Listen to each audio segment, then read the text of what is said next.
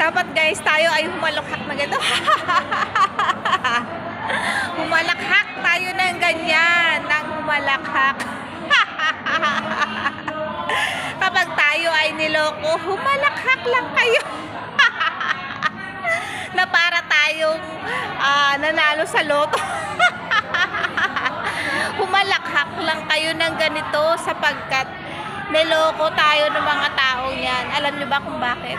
Imbis na kayong malungkot, dapat kayong matuwa at at mag-enjoy o tama na, dapat gawin na natin kakaiba ang pagharap sa mga taong, sa mga problema o sa mga taong lumoko sa atin. Guys, tama na yung kapag niloko ka, umiiyak ka, magiging desperada ka sa sobrang kalungkutan. Huwag na ganun. Ang dapat mong gawin, tumawa ka ng ganito. Dapat humalakhak ka. Kasi wala na yung mga ganyang klaseng tao sa buhay mo na tinataihan ka sa ulo, na niloloko ka, na sinasaksak ka patalikod. So, ako sa'yo guys, sa inyo, mga single mom and dad, baguhin na natin ang pagharap sa problema. Once lalo, hindi lang isang beses, yung pangalawang beses pa.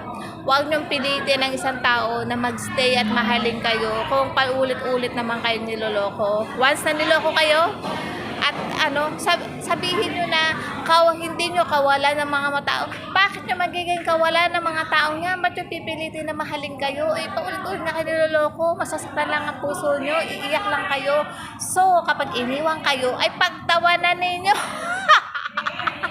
Pagtawanan nyo na para kayong nanalo sa loto. Kasi wala na kayong magiging sakit ng kalooban at sakit ng ulo, di ba, para kayong nanalo sa loto.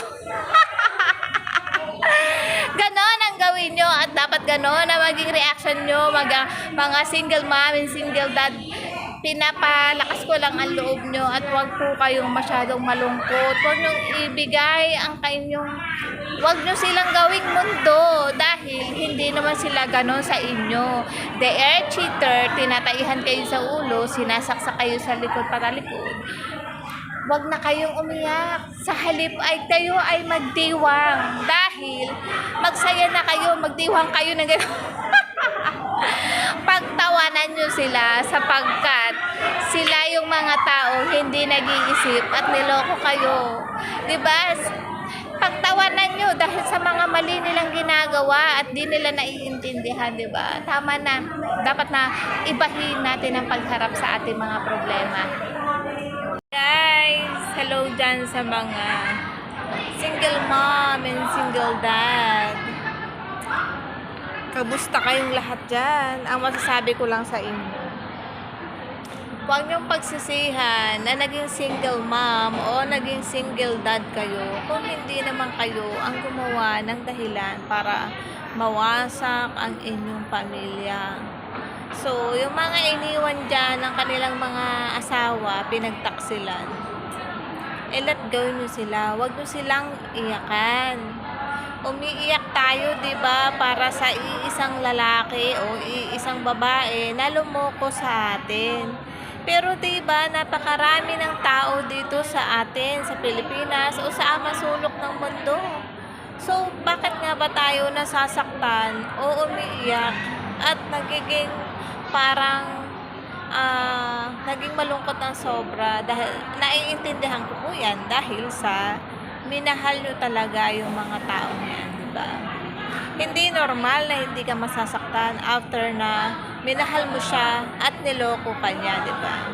Pero guys, pahirin nyo na ang mga luha nyo at mag-move on na kayo. Panahon na para ayusin nyo ang mga sarili nyo. Hayaan nyo silang mga lumoko at naloko sa inyo. Mga single mom and single dad, ako man kapag naloko ko, ile-let go ko na.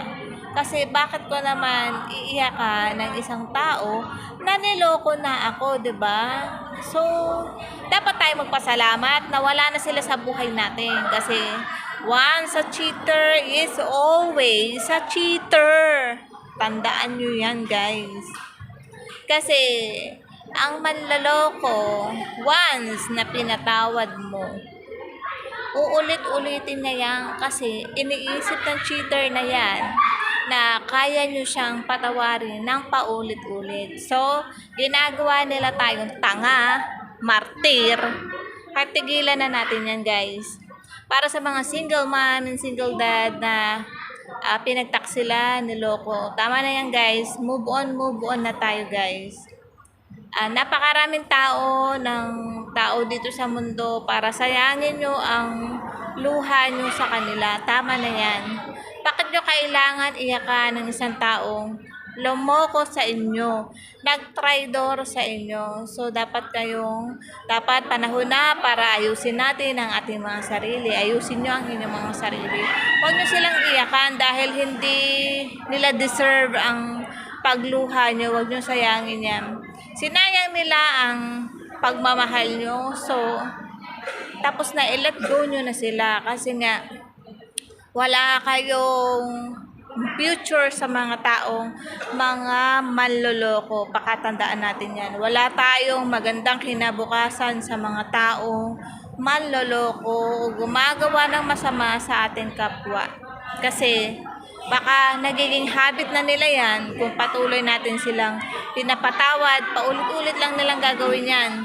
Kaya tama na, pahirin na mga luha, mag-move on, at darating ang tamang tao para sa inyo. Huwag kayong mawala ng pag-asa kasi alam ng Diyos lahat ng nangyayari dito sa atin. Unang-una siya ang